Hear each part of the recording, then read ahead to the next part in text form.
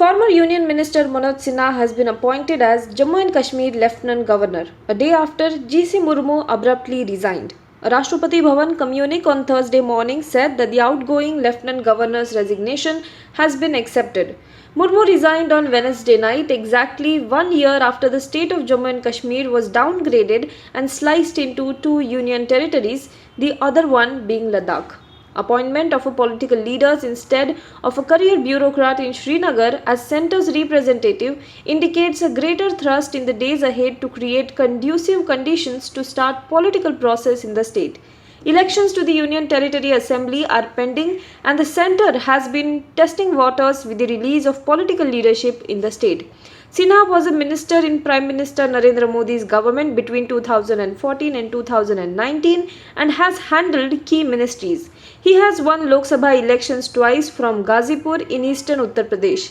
However, he had lost 2019 Lok Sabha elections. 8 patients were killed after a fire broke out at private COVID-19 designated hospital in Ahmedabad on Thursday. The 8 patients who died were admitted in the ICU ward of the hospital, the officials said. The fire was reported at the Shreya Hospital in Navrangpura area of Ahmedabad at around 3:30 am on Thursday. The blaze was reportedly caused by an electrical short circuit. The victims include 5 men and 3 women. Around 35 patients at the facility were rescued and moved to a civic hospital in the city. Prime Minister Narendra Modi expressed grief over the deaths and said that the administration is providing all possible assistance. Prime Minister Modi has also spoken to Gujarat Chief Minister Vijay Rupani and Mayor Bijal Patel regarding the situation in the city. He also announced an ex gratia of rupees 2 lakh to the next kin of the deceased and rupees 50,000 for the injured from Prime Minister National Relief Fund. Another Bharatiya Janata Party Sarpanch, Sajjad Ahmed Khande, was shot at by militants outside his residence at Vesu Gazigund area of Kulgam. He later succumbed at the hospital. Officials said that Khande was critically injured in the fighting. He was taken to Anantnag's Government Medical College, where doctors declared him brought dead to the hospital. This is the second attack in less than 48 hours as a BJP Sarpanch Arif Ahmed was critically wounded after militants fired upon him at Akhran Kazigund on the evening of August 4. The outgoing Lieutenant Governor G.C. Murmu said that they were assessing the situation in the valley.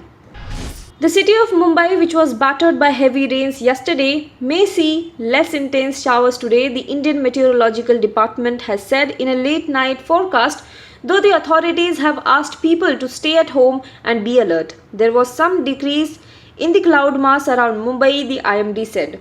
It further said that the Doppler weather radar in Mumbai is showing up a little reduction in cloud mass around Mumbai. Intermittent intense spells are going on in Mumbai, Thane, Palghar and North Konkan. K.S. Hosalikar, who is the Deputy Director General of IMD Mumbai, has said. While Mumbai, Raigad, Palghar, Thane are still expected to receive heavy rains at isolated places, an orange alert has been issued for Ratnagiri, Sindhudurg, Pune, Kolhapur and Satara districts. Mumbai received the highest rainfall of the season within just 12 hours yesterday, besides the highest ever wind speed, the city civic body said. According to the BMC, the island city recorded 215.8 mm rain, followed by 101.9 mm in eastern suburbs and 76.03 mm in western suburbs. The D Civic Ward, that includes upscale areas like Malabar Hill, Pedder Road, received 309 mm rainfall, while the maximum wind speed of 101.4 km per hour was recorded at Marine Drive at around 4:15 pm. The Mumbai police has denied allegations that they did not act on a warning by the family of actor Sushant Singh Rajput of a threat to him. The police said that Rajput's brother-in-law, who is a police officer, had been using his influence to sort out the actor's lack of contact with his family, allegedly at the behest of his girlfriend Riya Chakraborty.